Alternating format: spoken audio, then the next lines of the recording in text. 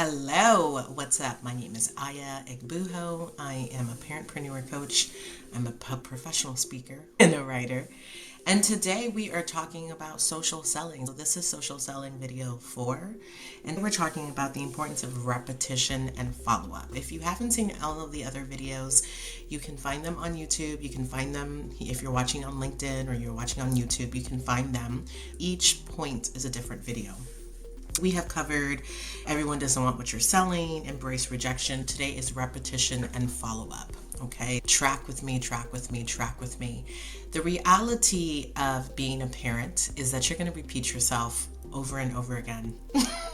Yes, all the time. The same thing, just over and over again.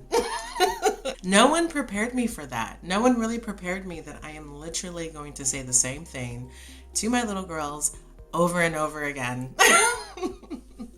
But what I will say is that you do that as a parent because that's what humans need. They need repetition and follow-up.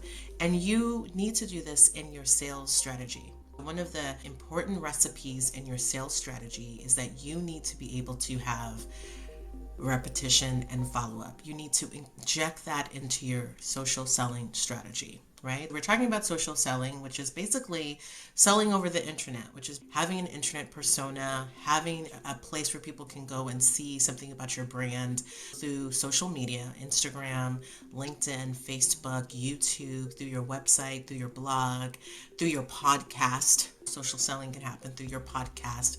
You are not necessarily selling one-to-one, but you're selling one to the public. You need to repeat yourself. And what I think one of the wonderful things about social selling is that if you stick on target to what you're talking about, it provides a wonderful way for you to repeat yourself and to follow up multiple times. Now, listen, the stats are in. It takes about 5 to 12 times before someone actually buys. People have to see your message at minimum 5 times, and anywhere between the 5th time and the 12th time before they will actually buy. You might say, Aya, why is that? I don't know. I really don't know.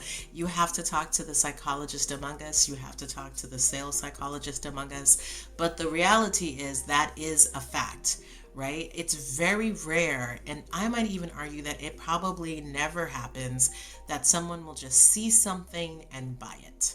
Right? They'll just see something without having some type of relationship with the brand or some type of relationship with that product before they'll buy it, right? It happens all the time. The new store comes into your neighborhood. You see the store and you're like, oh, that's kind of interesting. And maybe it takes 5, 10, 15 times, 20 times, 6 months of you seeing the store before you finally say, oh, let me go in and see what's in this store. That's a very normative thing. I want you to inject into your social selling this idea that you need to repeat yourself, that you need to follow up. I don't want you to get into your feelings. I don't want you to get mad at your audience. I don't want you to roll your eyes. I don't want you to complain and say, why do I have to repeat myself? I said that last time. Well, didn't you read my other message? Well, that's on the website. No. Let that go. Please let that go. People need that repetition. They need that repetition and they need that follow-up. And that's just a part of the process. When people ignore that and they don't understand that's a part of the process and they don't include that in their strategy, because if you only reach out to people one time and you don't include follow-up in your strategy, then you are not going to close many sales. You might be missing out on maybe 70% of your sales because you didn't repeat yourself or you didn't follow up. It's really, really important. I've been in sales for 20 years. I sold business to business. I'm in business to B2B. So there's B2C, business to consumer, and B2B, which is business to business. So I've sold business to business for the majority of my sales career, which is years and years and years. I've also done B2C, business to consumer. I prefer B2B.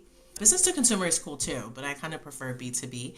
One of the things I realized is you just have to follow up. And if you're not a sales professional that has spent their time selling and you started your own business and you have your own business and you have your own brand and you don't really understand that that is really a thing. It is really a thing to repeat yourself and to follow up.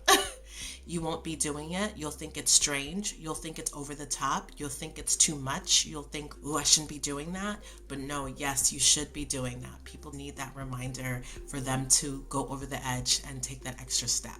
Okay.